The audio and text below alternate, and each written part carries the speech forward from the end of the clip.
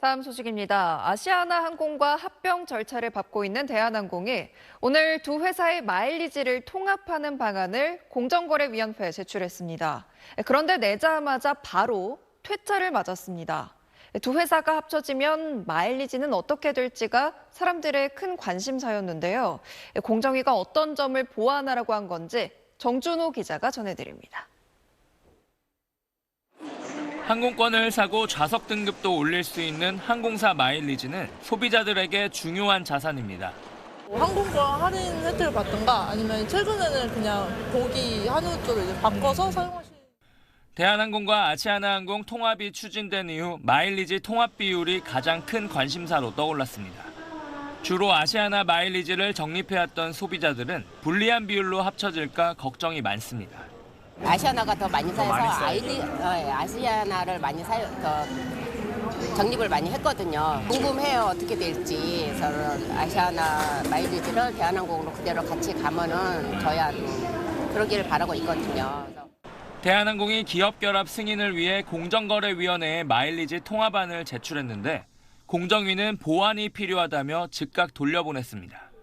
통합 마일리지 사용처가 기존 아시아나항공이 제공하던 것과 비교해 부족한 데다 통합 비율에 대한 근거도 심사를 개시하기에는 미흡하다는 게 이유입니다. 항공업계에선 탑승 마일리지는 국제 기준에 따라 1:1 통합이 유력한 걸로 보고 있습니다.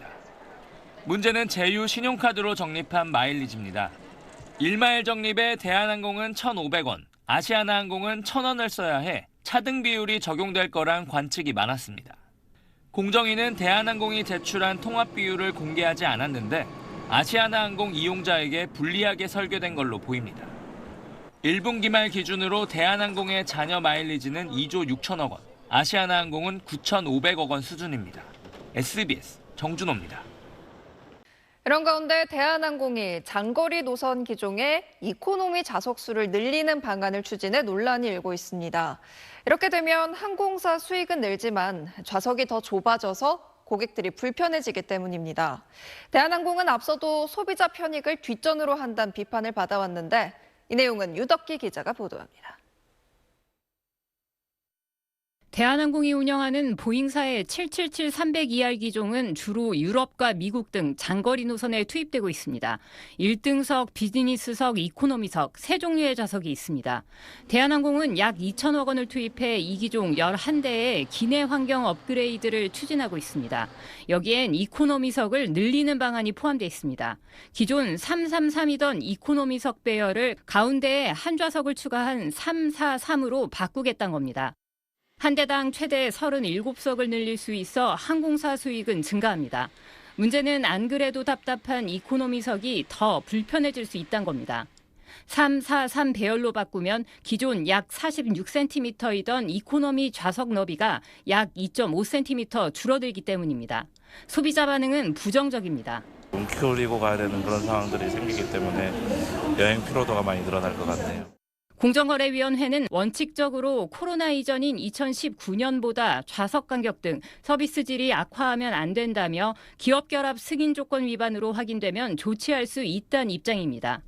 대한항공은 2년 전엔 장거리 노선은 마일리지를 더 많이 소진하게 하는 개편안을 내놓았다가 소비자 반발에 백지화했고 지난해엔 선호 좌석에 대한 추가 요금 부과를 추진하다 꼼수 인상 비판이 일자 철회한 바 있습니다. 대한항공은 글로벌 항공사의 70% 이상이 343 배열로 운영 중이라며 좌석 슬림화 등을 통해 서비스질 저하나 소비자 피해는 발생하지 않을 거란 입장입니다. SBS 유덕기입니다. 대한항공과 아시아나항공의 통합 출범을 앞두고 마일리지 통합 문제를 궁금해하는 고객들이 참 많습니다. 이 통합 비율이 어떻게 될지 전망해본 기사 함께 보시죠. 이 항공업계에선 두 회사 탑승 마일리지가 1:1 비율로 통합될 거라는 예상이 지배적입니다. 탑승 마일리지는요, 이동 거리에 따라서 적립되는데 항공사별로 적립률에 큰 차이가 없기 때문입니다. 네, 미국 델타 항공은 지난 2008년 노스웨스트 항공과 합병 과정에서 양사의 마일리지를 1:1로 통합했고요. 에어프랑스와 KLM 항공이 합병할 때도 1:1 비율이었습니다. 하지만 제휴 마일리지의 경우에는 좀 다를 걸로 보입니다. 신용카드 사용에 따른 적립률이 다르기 때문이죠. 대한항공은 네, 대한항공은 15원에 1마일이고요. 아시아나항공은 11에서 12원에 1마일 그 정도 수준으로 알려졌거든요. 이걸 1대1로 산정하면 대한항공의 제휴 카드를 이용한 소비자가 역차별을 받는 셈이 됩니다. 국회 입법조사처는 지난해 12월 발간한 보고서에서 1대 0.9의 전환 비율을 제시한 바 있습니다.